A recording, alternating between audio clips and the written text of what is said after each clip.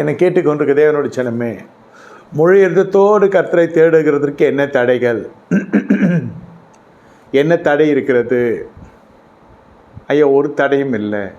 நான் ஏற்றுக்கொள்ள பாருங்கள், நோய்க்கு வியாதிக்கு நம்முடைய ஜபங்கள் விண்ணப்பங்கள் சரீர தேவைக்கு இதெல்லாம் கேட்கிற தவறு இல்லை. ஆனால் இதை காட்டிலும் நம்ம ஆண்டவரோடு சஞ்சரிக்க வேண்டும். இந்த மனுஷன் அப்படிப்பட்ட மனுஷனாக இருக்கிறான். இவன் எல்லாம் இருந்தோம், அலுவல் பொருந்தனாக இருந்தாலும் இந்த மனுஷன் பலி செலுத்துகிற மனுஷனாக இருக்கிறான். நல்லா புரிந்து கொள்ளுங்க. ஆண்டவரோடு சஞ்சரிக்கிறது வேறு, ஜெபிக்கிறது வேறு.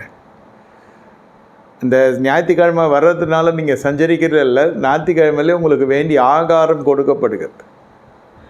அந்த ஆகாரத்தை வைத்து அனுதினமும் சஞ்சரிக்க ஆரம்பிக்கணும். நீங்கள் கடமைக்கென்றே ஜெபிக்கும்படி யாரும் சொல்லக்கூடாது, வேதம் படிக்கலாம் யாரும் சொல்லக்கூடாது. இது தன்னார்வமாக வரணும். இருதயத்திலிருந்து அப்படியே ஒரு தாகம் வரணும், ஒரு ஏக்கம் வரணும். அதுக்கென்னு நீங்கள் பயணங்களில் இருக்க கூட நேரமாகிறது கர்த்தரை போய் பார்க்க வேண்டும் என்று அந்த தாகம் இருக்க வேண்டும். இப்படிப்பட்ட மனநிலை கொண்டவர்களால் தான் இன்றைய செய்தியில் ஆசீர்வாதத்தை உடனுக்குடன் நீங்கள் பெற முடியும். எல்லாம் போச்சு, ஆளதான் இழந்து போயிட்டோம், அப்படி அல்ல விஷயம். இது எல்லாம் இருந்தாலும் இந்த மனுஷன் கர்த்தரோடு சஞ்சரித்து கொண்டிருக்கிறான்.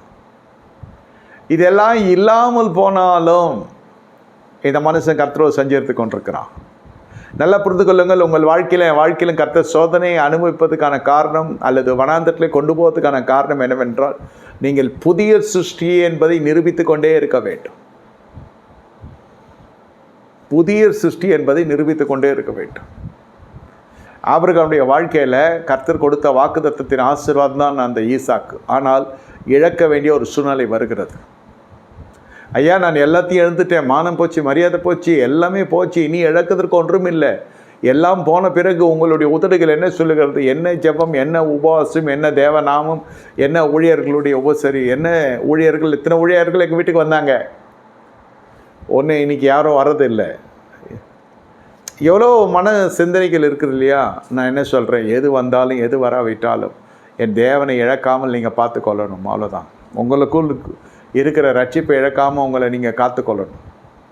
நடுவில் எல்லா நன்மையும் வரும் போகும், இல்லைன்னு சொல்லலை.